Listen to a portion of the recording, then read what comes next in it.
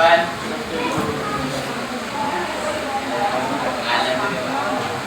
Pangalan ay Mark Wally,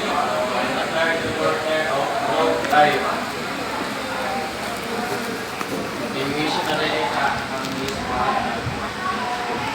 term extension.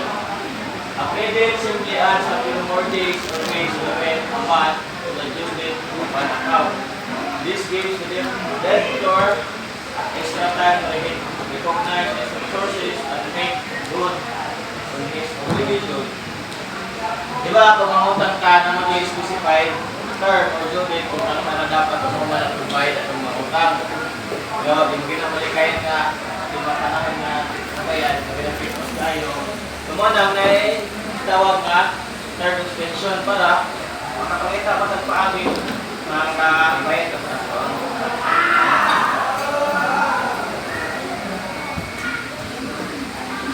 merchandise return swap. If most of the merchandise remains unsold, the wholesaler or creditor could take back the merchandise from the debtor. So, kuan. For example, ako, kaning consider kong mga salila. Yan, dahil retailer, order sa ako 100 na klase nga salila. Kanya karon sa 100 na klase nga salila na iyang order is 40 ang nanin na pinabilin nga 60.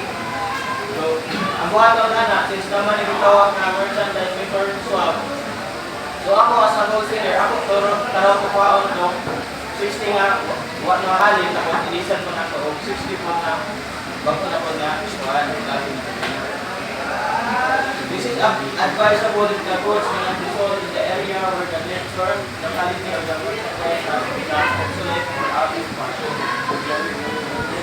So, advisable na siya if ang goods is really halilon, o dili mahalin, labi na sa area sa mga retailer.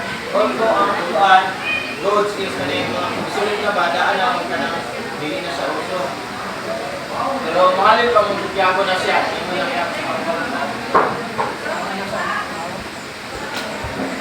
The underlying assumption here is that seller does not want to destroy his relationship with the buyer who may have been a very good customer. So, ang main point ng ating paan nga nang naaning merchandise return swap is para dili makuha ang relationship ni seller sa buyer. Labi na kung kanang buyer is actually customer niya ni seller or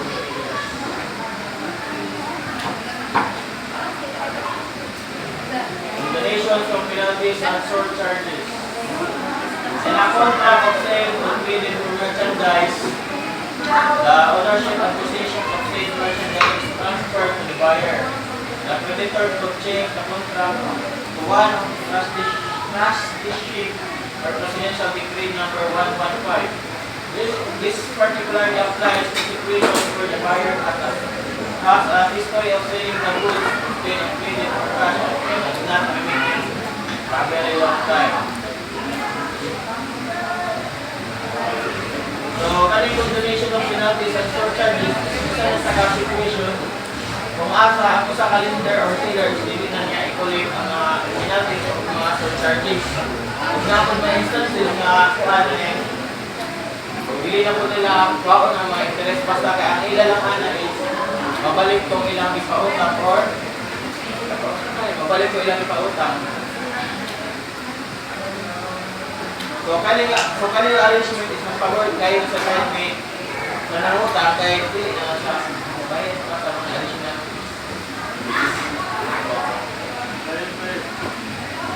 Even government entities, particularly LGUs, use this technique for the stipulations and property of business taxes. So, para po may college ko mga cashiers, mga bayad na sa ilang mga utang o local business ko, ang original tax amount ng ilang bayaran, bili ng mga cover ng mga dito na structuring, there are two ways for structuring. Okay, simple na structuring where the terms are stated and the monthly payment reduced from merchandise.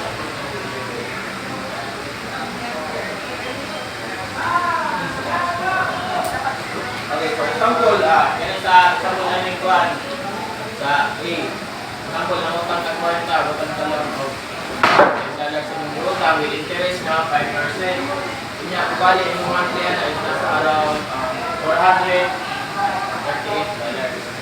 Kanya ka na utang, dapat mabayaran na muna sulod sa 2 or 24 months. Pero kung may sugdali pagbayad, ang wato ka na, pati or lender, is extend niya kuan term sa loans. So, kuan na, na may extension sa kuan, extension sa term sa loan, so na-reduce ka ang inyong monthly payment. Ilang ka lang inyong monthly payment sa is nasa $438. So, ibaba siya o kuan, ibaba siya o 220 na lang. So, yun na siya, para kung kuan. Ayan.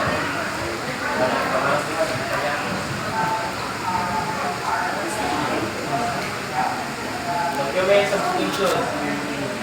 So, kung ano yung document substitution, isa isang process na pag-change sa type of document that represents the debt. So, example na yung document substitution is ang pag-change sa debtor's account from account receivable to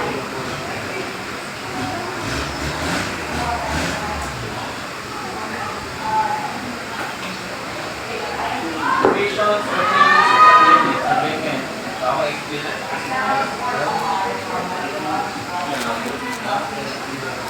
So, wala innovation or change in the credit agreement, nag-refer na siya sa pag-modify o pag-replace sa usap existing contract law and new one. May taburan siya kung ang contract is altered or is altered or ang contract is replaced with another. For example, sa mga merchandise stores, iba nagpapautang mga sila mga goods.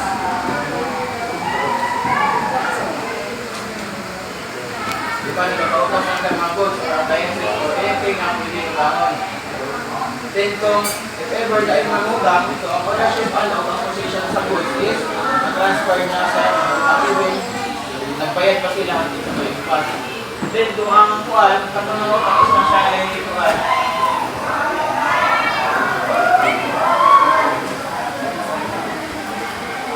Then kung katunawag ang isang siya history sa pagpamaligyan goods, kung ito yung iutang, ibalik sa lahat, tapos wala siya bayad, wala siya rin yung premium. Ang bato na lang sa lender or iutang, yan i-change ba ang contract. I-change siya contract from kuwan, hindi mo na sa trustee. So, kaya mo trustee sheet, marami na po na siya kanun. Di-awin, iba ang mga utang siya. Gusto kasi po sa kwarta, di-awin sa taso. Kuha na na nimo kung makita. Deposit, wala po sa mga deposit. So, kaya siya, pinakadugod na example alin niya, sa mga kuwan, sa mga inutang o motor, na wala pa ikabayan sa binulan. So, ang pinabuhat naman nila is pansamantala sa nila i-deposit nila ang motor, including ang mga legal documents sa RCM. Kung ma-claim lang na nila ang palit, kung ano sa iparta. At kung nilagan na gali yung pinakawas, tapos wala pagyapon na ang ma-claim, kung mahulog na siya ngayon bago, ibaligyan na siya sa kumpanya o ito kanila ang sa financial pagkukulaan ng debtor substitution.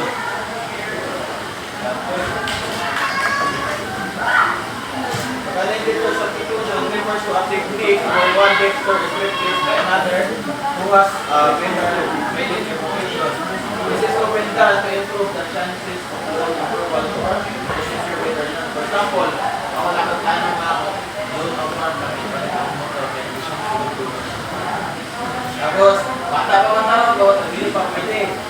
Pero, nakaroon ng ako papa is, paano man siya kani, naman siya stable nga pinag-support ba, stable na tawag, naman siya rin, stable nga pinag-support.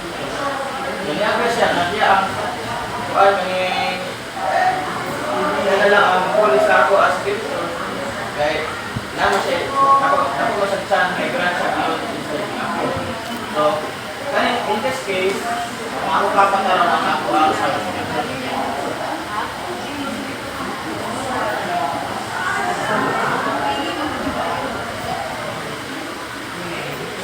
as shown in Pablo. So, kung ano siya in Pablo, medyo bilis na siya sa kuhan. Wala na lang. Kung diri lang kay ang textor na siya property, pwede na niya ibalagyan sa creditor na magbayaran niya utang bank creditor. Hindi na naka-advantage mo ni creditor and creditor anis, pwede siya makapresyon na kung ibalagyan niya yung property ang creditor. Kumbaga, nakapahit na sa utang,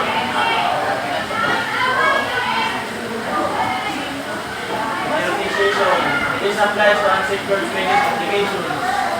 Creditor simply and politely request the debtor or collateral to pay instead by putting up real estate or personal property. The creditor to persuade the debtor to provide a deferred extension to provide obligations. So, kaya security system, ginagamit siya sa mga unsecured credit obligation, pumasa ang isang creditor, equation ng request siya ng debtor na sila kaya o na o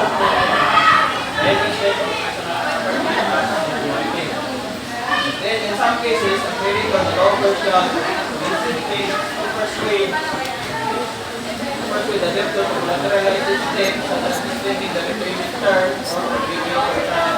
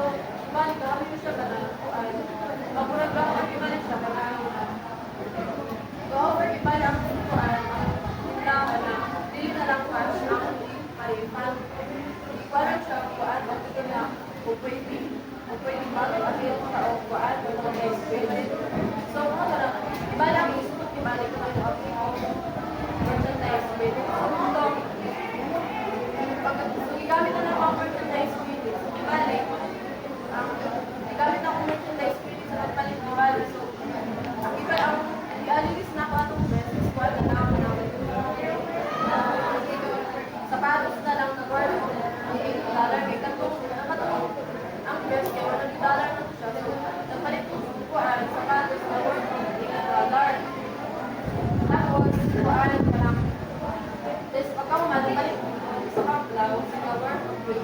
So, kaya $100 so worth of $100 so ang okay.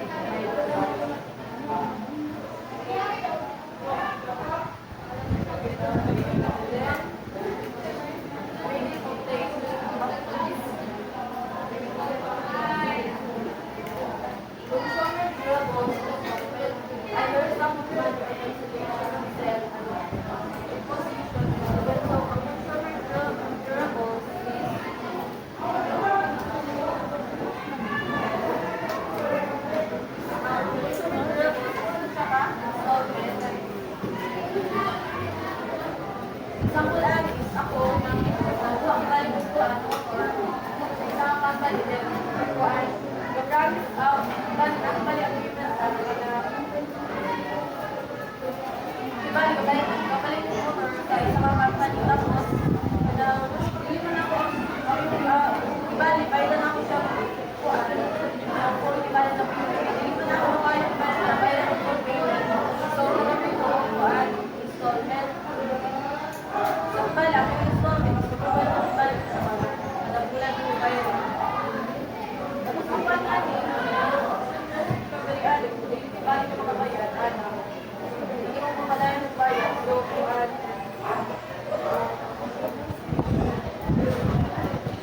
ang company bali is nasa rights na mawin sa tutor di bala. Next is probable channel or paper. Ang pala ni options for the economic so, kung ako nag-ipaling siya, palimadyaran siya kapagpaan kung sa o malagin mo plus magkuha ka sa ka-item pag free time mo mabayaran so, bali direct ang company na pag-video na lang sa item.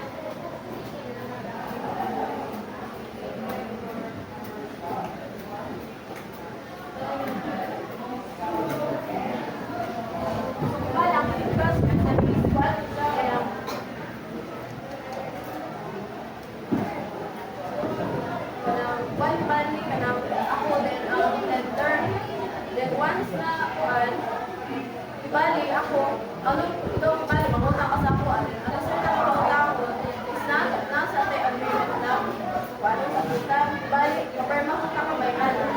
So ibali ang kuan na ni ang balian so ibali bag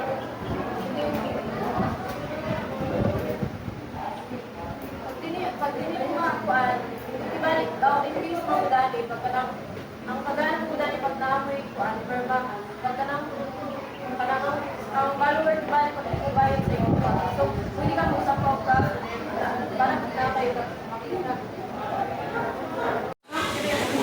So hello everyone, good afternoon. I'm Felix Vincent Monimar, the 5th reporter of Group 5. So my topic is the continuation of the recovery of credit granted. Real estate sale and installment. These refer to the sale of subdivision, flats, and similar real estate properties. To protect real estate installment buyers, Republic Act 6552 provides that if the buyer has paid at least 2 years of installment, the buyer is entitled. So, pagkita po ang real estate kay kanaganing kabulong sa subdivision lang, di ba? Kabulong mana. Kaya bang kanang mga pamilya homes, di ba? Na ito ng subdivision, mga lote nila. Yes? So, yan ako ipasakon guys. Kaya naman ko example para madiretso na ta. Hindi naman ko examples. To explain the above, let us take an example. Miss Manite has paid 24 monthly installments for a subdivision lot. She is now entitled to pay for the full balance. If she chooses within 2 months, if the contract is cancelled by the seller, obviously due to slow payments, Ms. Manite must be refunded half or 50% of all the payments she has made. The unpaid seller's remedy is cancellation of the sale clearly allowed by the law. So ako daw, for example, si Ms. Manite pinakabayad siya within 24 months fully paid. So when we say 24 months, it means 2 years. Diba? Tama ko mali? Tama. So pag nakapuli ko yan, pag nakabayad ko si Juan, mismo yung na mga bulan, 2 years, so pwede na siya magbayad o full payment if yung pinion is 2 months. Kung na siya mga pagpapaka ng mga balance ni bali, so pwede na i-fully paid na. So, if the contract is kinakot kaya ako i-cancel, it's because si Miss Maitim, kahit ka na ganing hinay ka ng dugay ni bayad, yak-yak na naman mga excuses. So ako nga seller, na-realize na i-cancel na mo ang kontrata. So, si Miss Maitim, kadtong mabulan, kung 2 years niya nga pagbayad, example, ako siya 1 million, half of it is refunded to her. So, 50%. So, may katong sa 1 million, 500,000. Diba?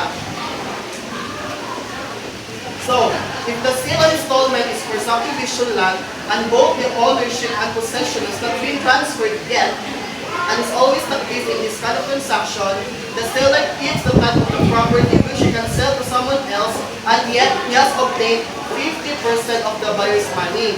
So, ako na mag-i-cancel ang kuwan, ito, kontrata na mo ni Miss Manitim. So, hanggang itong iyang kuwan, hanggang itong other 50%, so, sa buyer na siya katulong. Sa ako na siya katulong 50%. So, hanggang itong kontrata, kaya wala pa man ako nakuhan, wala pa man ako nahatag kang, kung pa man ako transfer ang kuwan, titulo kang Miss Manitim, kaya wala rin ang bayad. So, pwede na ako siya ibalik sa lalim. So, if the sale is for condominium unit or a house and lot, the usual transaction is for the seller to transfer the possession and ownership of the unit to the buyer who in turn will mortgage it for bank. The bank will release the proceeds of the mortgage to the seller. In this case, the usual remedy for an unpaid seller is foreclosure. So we have 2 kinds of foreclosure. But first, what is foreclosure? Sa madaling salita, muna ang paglilimata or failed to lien. So, number 1 is the judicial foreclosure. This foreclosure through the regional trial court of any province or city where property is located. So, proceedings on a property in which the mortgage lacks a power of sale clause. While the extrajudicial foreclosure, this is possible if there is a provision in the mortgage contract giving the mortgage, which is the creditor, the power upon default or the payment to foreclosure extrajudicial lien. The sale of the property that was mortgaged could be made without a court order. So, for reposition, for consumer durables such as appliances, the most common recovery technique is a reposition of the installment unit. What do you mean by reposition? Ang reposition is ang pagbawi sa usang appliances. So, naman example lagi natin pa. For example, ako, mawutang ko, installment ko ka na refrigerator, appliances na lagi. So, pwede na siya mabawi if hindi ko makabayaran na fully paid di bali ko. Maundang na ako ang pagbayaran ng mga appliances. So, the document used for an installment sale is the deed of condition sale with reservation of title. So, hindi mo na kapag nag-ailang ang deed of conditional sale, muna siya ang after may pasang bayad, may muna na dyan ako sa kagamit. So, muna siya ang deed of conditional sale. Next is replevin. This is resorted to when the buyer or debtor refuses to surrender the installment unit. For example, the chattel mortgage, the possessor of a car refuses to surrender the car so it can be sold to pay the debt. To compel the car's possessor to bring the car to the bank or financing company, a writ of replevin could be petitioned from a court. A replevin applies only to personal properties. So, ang kanyang writ of replevin, muna siya ang order from a court authorizing the retaking of the wrongfully taken or detained personal property. So, next is handling checks. The credit collection personnel must be trained on how to handle checks. So, syempre, tanan mo mga collection personnel, kailangan din nato na siya ikuhan, kailangan tuluan, kailangan makapalusin ako kung pag-handle na mga checks, hindi nila basta-basta. Damang ilan ng mga check. So, padot na diraan. So, an application fee may be paid by check when a collector is in the field and a customer makes a payment with a check. Should he accept it? If he accepts the checks with effect and he returns it over to the branch office, he has just wasted valuable collection time. On the other hand, If he refuses to accept full check, he loses the opportunity to collect on an account. So we have two types of check, the post-dated check and the ante-dated check. So post-dated check is the date of issue of the check is a future date. It could be just one day in the future, like for tomorrow, still it is a post-dated check. So, again, a post-dated check, guys, is writing a check for a future date instead of actual date. So for example, ako na ko'y check tapos magpayot so ko yung check pa. So ako yung ibutang ng date ana, is kaganing kuha pa ka ng durag in the future pa ba? Ugma, another tomorrow, ana, ano siya. Then, we have the and then natin kuha natin ka ng ante-dated check. This is opposite of post-dated check. It is dated in the past. For example, if today is March 17, 2004, the check is dated yesterday or last February 14 or January 28, 2004. So, ito magkakulubi pa. So, bilang ante-dated check now is means a date entered on a legal contract or check that is much earlier than the actual date of occurrence. So when we say earlier, so for example, ang due date ni Baling is sunod pa ugma. So ako butang sa check is ugma kibali or karon sa earlier pa ba kanang mas Advance. o mga advance kibali siya ba compare sa actual date yun kibali. So muna kalay ani post dated of ante-dated checks. And thank you. Good afternoon, everyone. I am Maria Dialilino. I am the sixth reporter of FAS. So, in continuation of the report of Mr. Felix, Alfred checked the amount, date, or any entry has been altered. The owner of the check must sign in the alteration. If there are too many alterations, it would be wise to reject the check. So, ang kaning altered check is mali siya kung mga check nga naay gipang change nga details like dates or mag-change ba ang amount or visa kung sa panakdihaa. So, if naay alteration sa check, is kinahanglan jud nga ang owner mismo sa nag-issue sa check is iyang permahan kung mga changes para mahimo siyang valid. Pero kung daghan na daw niya ang mga alteration sa check, is dili niya sagna siya maayo. It could be a sign of fraudulent activity. Mao dapat i-reject na lang ang check para safe. So next is unsigned check. So unsigned check is worthless. So kaning mga unsigned check is mao ni siya kung mga check na walay perma. So wala ni siya ipulos kay dili man nimo siya magamit kung any financial transactions kay wala ni siya authorization. So bisan pagpila pa na milyon sa nakasuwat sa imong check, kung walay perma, useless ra gyapon na siya. Kaya di mo siya valid. Next is undated check. So it is essential that the check be complete on its face. All these must be filled out. Date, paying, amount in numbers, amount in words, and the lower signature.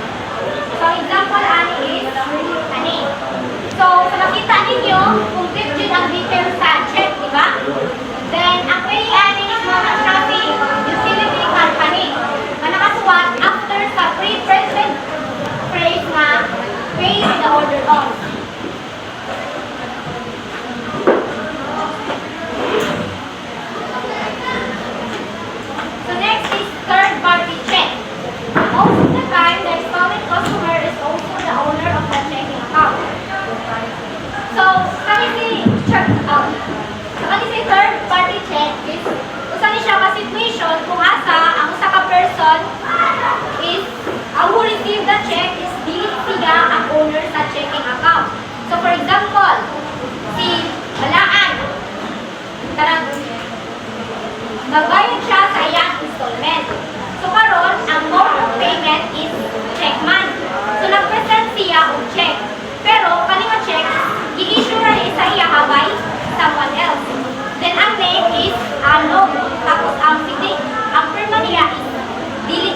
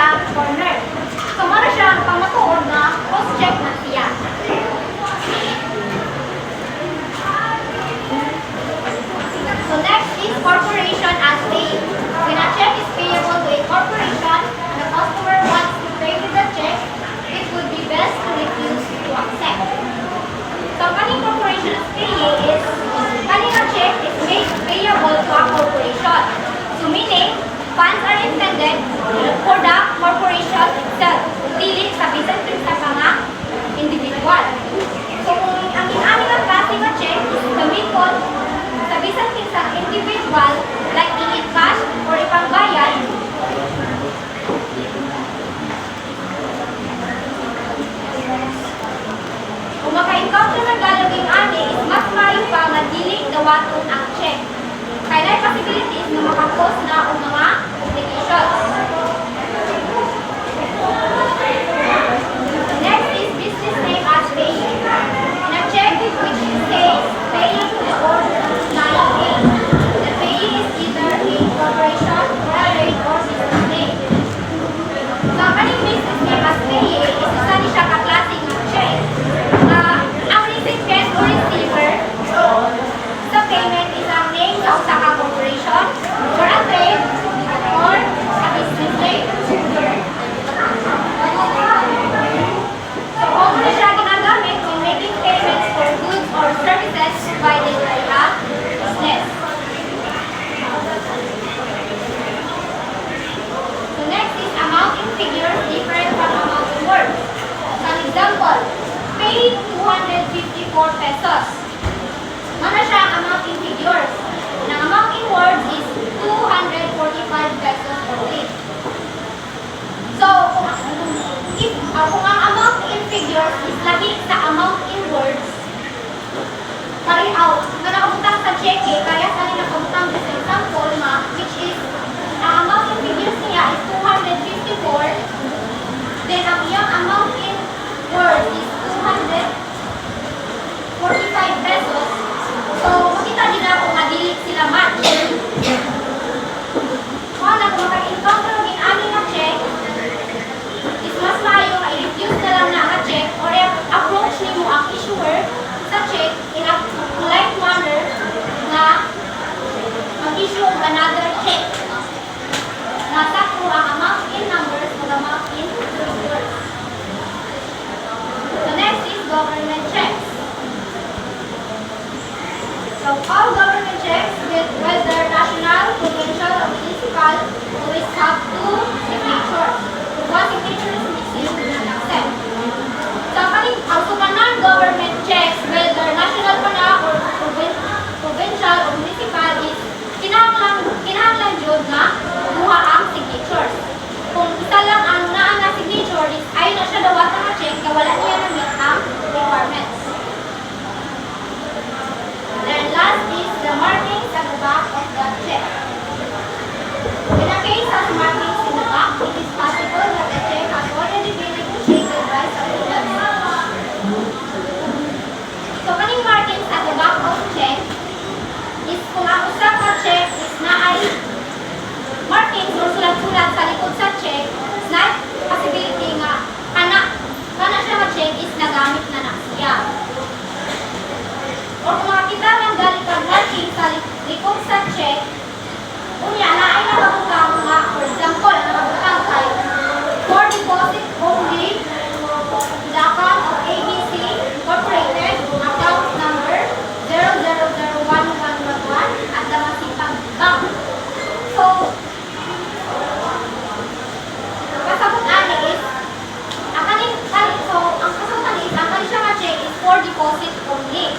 Then, ma-deposit rin siya sa specified bank nga is state dito sa check o sa specified nga account number. Then, wala siya laing makagamit aning nga check. So, that's all. Thank you. Good afternoon, everyone. So our topic is about exam legal speed of training.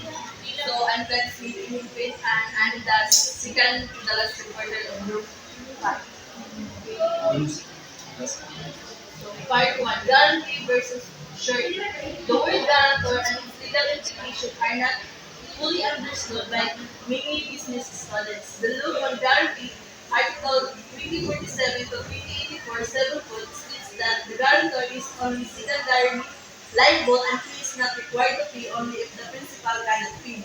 So, the word guarantor is someone who promises to pay a debt or fulfill an obligation if the main person responsible for it cannot. So, according to the law, Article 2047 to 2084 of the 7th Code, the guarantor's responsibility fixed in only if the primary debtor fails to meet their obligation.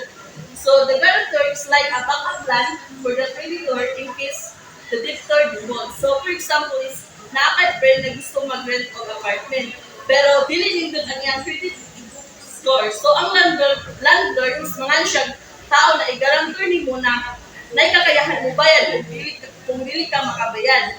So, ang guarantor is more siya safety net sa landlord kung dili makabayad tong nag-rate sa lahang apartment.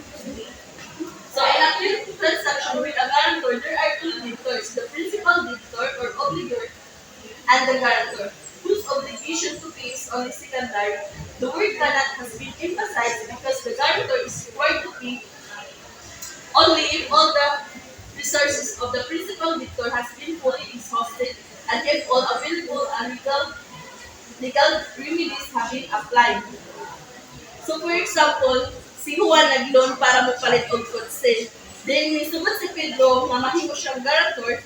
So kung mawala ng trabaho si Juan, ug dili niya kayang bayaran ang utang, so ang buhaton sa lender is i-try nila na kolektahon ang kwarta ni Juan. So kung dili mabawi ang kwarta kay Juan, bisag ibuhat na nila ang mga legal na hakbang, dito pa lang nila pwedeng sukton ang guarantor na si Pedro para pabayron. So, kay bilang guarantor, ikaw ay parang isang backup plan para sa isang lender kung hindi makabayad ang pangunahin ng utang. So, if the ending of the creditor is to have someone sign a promissory note as another principal debtor that someone equals into it, is called a co-principal. Article 2047, paragraph 2, a person binding himself solidarily with the principal debtor, the provision of Section 4, Chapter 3, Title 2 shall be observed in such case the contract is called a suretyship. He who sign a suretyship contract binders himself to the debt solidarity. Article 12 states that there is solidarity liability only when the obligation expressly states. So if a creditor wants someone to sign promissory note alongside the main borrower, and the person addressed to it, they refer to as a co-principal. So halimbawa, sabihin natin kayo at ang iyong kapatid ay nais umutang upang simulan ng isang negosyo. Kung hiningi ng lender na pareho kayong pumirma sa kasunduan, utang at maging pantay-pantay na responsable sa pagbabayad ng utang, pareho kayong itinuturing na co-principal. Kung hindi magbayad ang isa sa inyo ng kanilang bahagi, maaaring hingi ng lender ang buong bayad mula sa kabilang panig. So, ang ganitong kaayusan ay tinatawag na suretyship, kung saan parehong panig ay pantay-pantay na responsable sa utang maliban kung iba ang nagsasaad sa kasunduan. Solidary obligation is one for which one of the debtor is liable to pay the full amount. The existence and validity of a solidary obligation cannot be presumed. It must be explicitly indicated in the promissory note or contract of loan. It must also have the informed consent of the person signing a solidary obligation. So, a solidary obligation means that each debtor is responsible for paying the full amount of the debt, not just a portion of it. So, in other words, if there are multiple debtors, any one of them can be held accountable of the entire debt. Who pays for the deficiency? If a pledge in case of non-payment, the property pledge is sold at public auction and the sale proceed goes to the pawn shop or the creditor. If the proceed of the sale is not sufficient to pay for the loan, the pawn shop cannot collect the difference from the pledge. If the proceeds of the sale exceeds in the loan, the exceed is kept by the pawn shop. In a real estate mortgage, if the proceeds of the foreclosure sale is not enough to pay the loan, the mortgage or creditor is entitled to recover the deficiency. Section 6, Rules of Court. In most cases, however, especially foreclosure by banks, the highest bidder is the bank creditor itself and the amount bid is equal to the amount owed. In such a procedure, there is no deficiency. The buyer's obligation is extinguished and the creditor becomes the owner of the mortgage property. Is subject to the redemption rights of the property owner. In the chattel mortgage, Article 1484 of the Civil Code states that if the creditor chooses to foreclose, he is no longer entitled to recover meaning and fit balance. forfeiture of installment and the Sale of Real Estate by Installment Republic Act number 6552 provides protection for buyers. Buyers who have paid at least 2 years of installment are entitled to either pay the balance, so he will own the property, or if the sale is cancelled, he is entitled to a refund of 50% of his installments payments. What about condominium units? The buyer usually takes paid possession and ownership is the buyer entitled to a refund. As number 6552 provides, the answer is no. There are three parties to the transaction of the buying of the condominium unit. For example, the seller of the real estate, developer, the buyer, and the bank. The ownership of the condominium unit is transferred by way of absolute sales to the buyers, who mortgage is to a bank to pay the real estate developer. There are two transactions, the sale and the mortgage. In this case, the law of mortgage will apply and no refund is accepted. So, halimbawa, isipin na bumili ka ng isang condominium unit mula sa isang developer.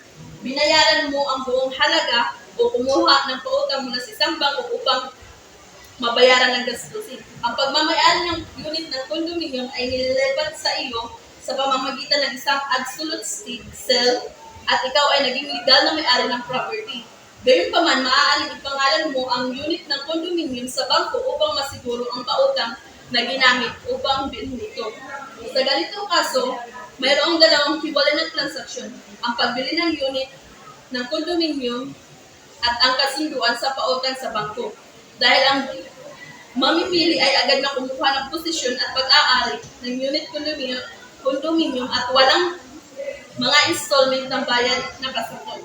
Hindi nag-a-apply ang provision ng Republic Act number 6552 tungkol sa mga refund para sa installment sa bayad. Sa halip, ang batas sa mga pautang ang namamahala sa transaksyon at hindi kinakailangan anumang refund kung kansilado ang benta. So, after that, I am the last reporter of Group 5. So, this is my topic. Payment of execution and registration of the sale. Expenses for the execution and registration of the sale of the property is to be the responsibility of the vendor unless explicitly stipulated. So, many terms and conditions must be in writing. There are 7 parts of this question. The first is charging of interest. Charging of interest refers to the practice of adding a fee typically calculated as a percentage of the principal amount. Charging interest, the word charging interest, murag mag-add na ka og mga example na mga overtime, ana murag mag-add ka, example, ang imong sweldo sa kadlaw kay 350. So kung overtime ka mo nang mag-add sila o bayad sa imo o sweldo sa imong overtime month. Mo na example diri. Then sa charging of compound interest is when interest is calculated not only on the initial principal amount but also on the accumulated interest of previous periods. So na example diri. So mano example sa charging of compound interest. Sa permerong tuwing niya 1 year, example, ang 1,000 niya, times sa 5%, mo niya yung upfront, kibali mo rin, interest niya, sample, sa bangko Ngayon 1,000 sa katuwig, nasa annually nga interest niya 50 pesos. Then sa ikaduha nga tuwig, mo na ni, ibalidate lang 1,000 kundi matotal na siya ang 1,000 plus 50, mo na siyang 1,050. So sa ikaduha ng mga tuwig sa imong bago na pag-load ay mag-invest ba. Kaya mo na i-add na itong 50 sa 1,000, mo na yung 1,050. I-times siya po na mo sa 5%, mo na yung sold niya 52.50%. Then sa forfeiture of installment payments with the exception of sales of real estates by installment as provided by RA 6552 interest or installment payments could be forfeited by the seller. However, this provision must be put in writing. Kino siya, alam mo rin, hindi siya mag-meet ang inyong gusto ba? Kanang kung sa panpakibali, lagyo ba? Basta ka na sa food. Number 4, the right to collect deficiencies. With the exception of personal properties sold on installment, the seller or creditor has the right to collect from the debtor if the sale proceeds in a foreclosure sale is not sufficient to the total indebtedness.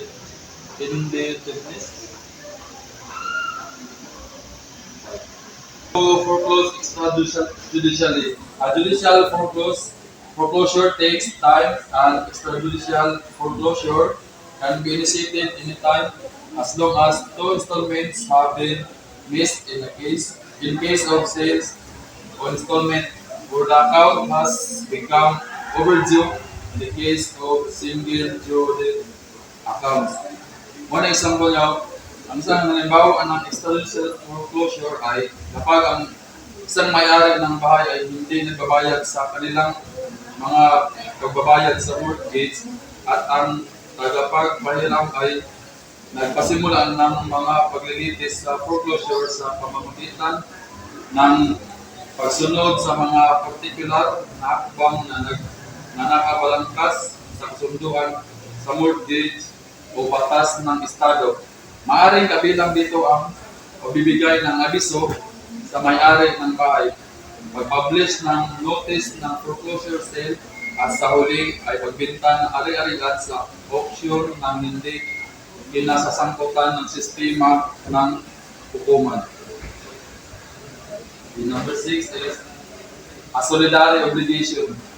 To use a second signer in a promissory note and who wants that signer to be responsible for the debt as surely must make sure that the promissory note clearly provides for a solidary obligation and that the person signing fully knows the nature of his obligation. So example lang Andrea, let's say 3 friends, Alex, Ben, and Chris decide to rent an apartment together. They sign a lease agreements with the landlord. In this agreement, they agree to pay the rent jointly. If the lease specifies a solidary obligation, each friend is individually responsible for the full rent amount. Now, if Alex suddenly moves out, ibalos Alex, muhawa sa ilang grupo sa isa ka boarding house. Without paying his share, wala siya nagbayad sa iyang share sa pagbenta sa boarding house. Landlord demand, ang landlord na ay right na mo demand sa nabilin kang Ben o kang Chris nga ang katong pagkulang ni Alex, itapang na silang duha. Which is, kumaan na kanila duha ang meron nila sa landlord para meron nila. Then last is acceleration clause. An acceleration clause is a provision in a loan or credit agreement where the loan amount or the credit payable is declared true and demandable upon the non-payment of 1 or 2 installment payments or violation of any of the terms and conditions of the loan or credit agreement. This is the example of acceleration clause. Mortgage loan in a mortgage agreement, an acceleration clause might state that if the borrower misses a certain number of consecutive payments, the lender has the right to declare the entire outstanding balance due immediately. For example, if a borrower misses 3 consecutive monthly payments, the lender can accelerate the loan, requiring the borrower to repay the entire remaining balance in full. That's all.